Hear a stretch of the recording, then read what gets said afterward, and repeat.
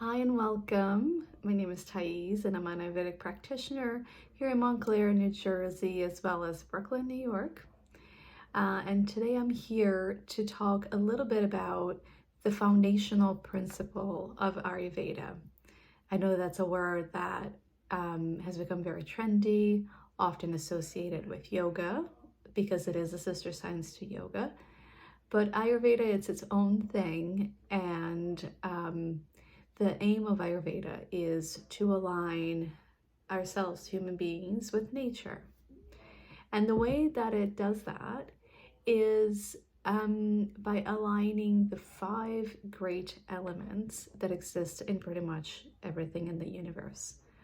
These 5 elements, called the panchamahabutas, are air, space, fire, water, and earth.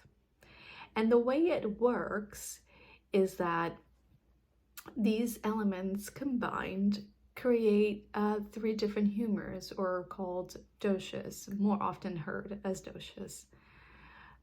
So each one of us has different levels of these elements, and we have a natural constitution and oftentimes an imbalanced constitution, or something that may be off in your system. And so when you go see a practitioner, he or she will ask you lots of questions. They'll collect lots of information, including looking at your physical characteristics.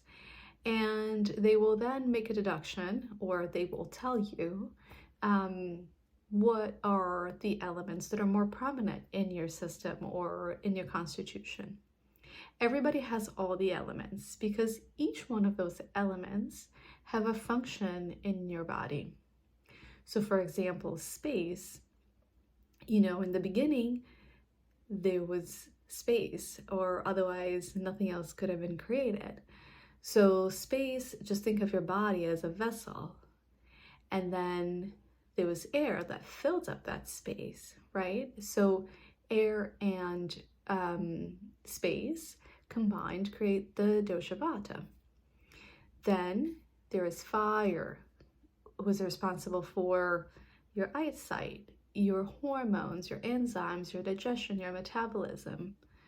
And then earth, which is basically your structure, your bones, combined with water, that means cohesion. So earth and water then create the dosha kapha. Vata is the primordial dosha because vata is movement. Without the air pushing fire and earth and everything else, nothing moves. So nothing would work without the movement of vata. For that reason, most diseases do start with that dosha. That's why in a society like ours, that's always rushing, very stressed, that is most of the times the dosha that needs to be taken care of at first. But again, this is very different for each person, and that's the beauty of Ayurveda, because we treat each person as an unique individual. But yes, all based on those 5 elements. And obviously there are subdoshas, other functions of the body that we'll analyze as well. But just in general, for somebody that has never heard of Ayurveda, that is plenty of information to understand what a practitioner will do with you. So say you're somebody that has a lot of fire in you, your practitioner will most likely prescribe a nutritional guidance, a nutritional guide to cool you off a little bit. They will suggest certain activities that won't create so much rage inside of your body or so much competition.